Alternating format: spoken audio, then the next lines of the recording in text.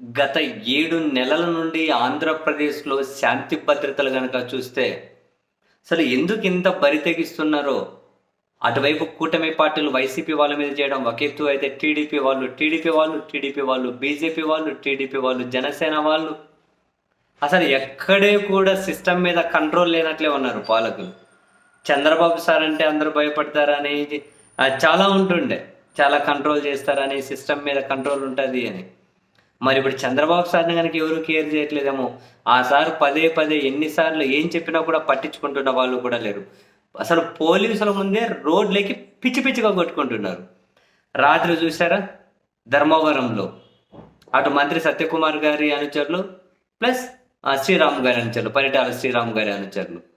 అసలు పిచ్చి పిచ్చిగా కొట్టుకొని ఏమంటారు పెద్ద పెద్ద స్కార్పియో వాహనాలు పిచ్చి పిచ్చిగా పగిలిపోయినాయి. బండ్లు పగిలిపోయినాయి. చివరికి పోలీసులుండి పట్టుకొని ఏం చేసినా పోలీసుల సమక్షంలోనే పిచ్చి పిచ్చి కొట్టుకుంటున్నారు. ధర్మవరానికి చెందిన మైనార్టీ నేత జమీన్ అట బీజేపీ పార్టీలో చేరేకి వెళ్తూ ఉంటే శ్రీరామ్ గారు ఆ చేరికను అడ్డుకున్నారు. ఆ జమీన్ యొక్క ఫ్లెక్సీలు చించేసి అదంతా అంటే అవన్నీ జరిగినాయి. ఇక అంతే స్టార్ట్ బీజేపీ టీడీపీ వాళ్ళు ఏ స్థాయిలో కొట్టుకున్నారంటే అసలు ఏంటి చూడండి, సినిమాల్లో చూస్తామేమో చూడండి. చూడు చూడు ఏంటి సినిమాల్లో చూడు చూడు ఏంటి రాళ్ళెత్తి ఏంటి, ఆ కట్టెలు ఏంటి, ఆ పోలీసులు అన్నీ ఉన్నారు, ఎవరింటున్నారు. అసలు సినిమాల్లోనే చూస్తాం మనం. ఏంటి రోడ్ ఎక్కి స్కార్పియోలు పగలగొట్టేసి, వెహికల్ పగలగొట్టేసి, వాళ్ళు అంతగానో పరిగెత్తుకుంటూ కొట్టుకొని చూడు సినిమాలన్నా చూస్తామా మనం. ఎంత అధికార పార్టీ వాళ్ళు అయితే ఉంది, రోడ్డు మీద ఈ బరి తెగింపులేంటి, అసలు ఏం జరుగుతున్నాయి శాంతి భద్రతలు.